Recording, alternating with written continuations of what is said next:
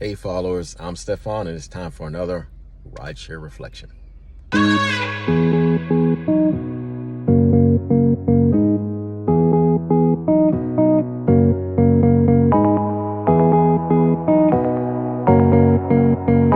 Hey gang, how's everybody doing today? Hopefully fine. I know I've been posting a lot of shorts lately, but I don't want you to worry. This channel will always have stories. That's what it's based on, and they will always be there. YouTube wants a lot of shorts, and I'm gonna put them up, and they bring in a lot of subscribers, but the stories will always be there. Like I said before, I'm gonna put warnings on all the stories that I think some people's stomach may be too weak for, and hopefully you will have seen the warning in the thumbnail, but if not, I'm going to tell you this is one, so this might be a time to tune out if you can't take it. All right, so one night I was in DC, and DC has a park dedicated to Marvin Gaye. Marvin Gaye is a DC native, if you didn't know. And so it was time for me to take my break, and I'm parked on the curb next to the park. So to one side of me there's houses, to the other side of me pitch black park, of course closed after dark, all that good stuff. I would say probably about 10 car lengths in front of me there were two men talking. They were on the sidewalk, they were talking, they were on the park side, and one man's back was to the park, one man's back was to the street. So I'm watching them, not because I'm suspecting anything bad is gonna happen. It's just there's nothing in my view. There's absolutely nothing. To the right, pitch black. To the left, row houses. Not to mention the fact that it was about 3 o'clock in the morning. So I'm watching these two guys talking. They don't seem to be upset. Nobody's voice is raised. Everything seems to be going fine. Next thing I know, the guy whose back was facing the street, he grabbed the other man's hand, his left hand, and he grabbed it strong. Then from his pocket or waistband or whatever, he pulled out a gun and he shot that man right in the chest, right in the heart. And then the guy who got shot obviously slumped over.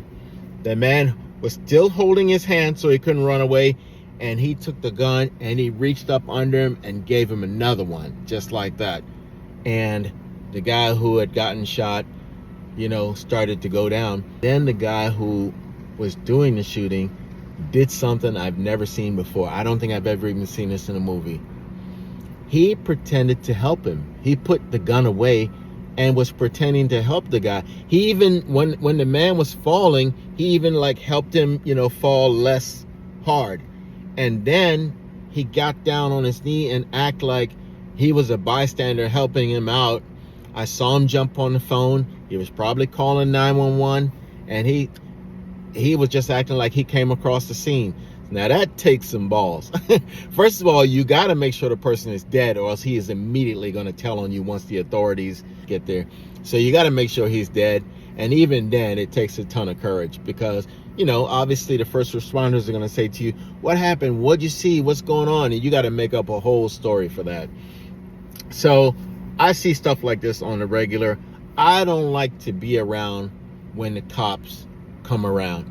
But before y'all come for me, I call the police every single time.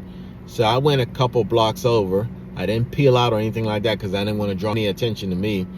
I slowly backed out and I went a couple blocks over and I called the police. The operator told me that somebody had already called the police, which I'm thinking was the guy himself, because that's how slick he was being.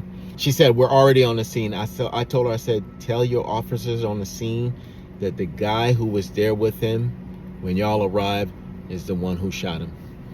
I told him, and I gave him my information, and I don't care if he see this or anybody else who see this who's connected to it. I don't give a damn. They never called me. I'm thinking probably they had a couple of good leads already, or maybe it was somebody else who called the police. Maybe somebody else is watching. You never know, but it is kind of an isolated spot.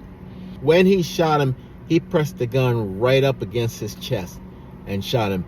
Even though the gun was up against his chest, it was so dark out there that I still saw the flash. Then he came back with the second one up under him and shot him again and again. I saw the flash. So there was no doubt between that and the noise. There was no doubt what was going on.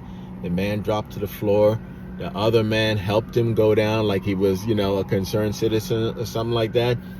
Call the 911 people, and I'm assuming he just stayed there and pretended like he was helping out. But I told on his ass.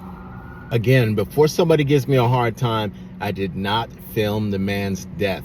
I took pictures after he was already down. He had already been shot. I wasn't expecting it. I had no idea what's going to happen. And these pictures, I was prepared to turn them over to the police if they asked me for them.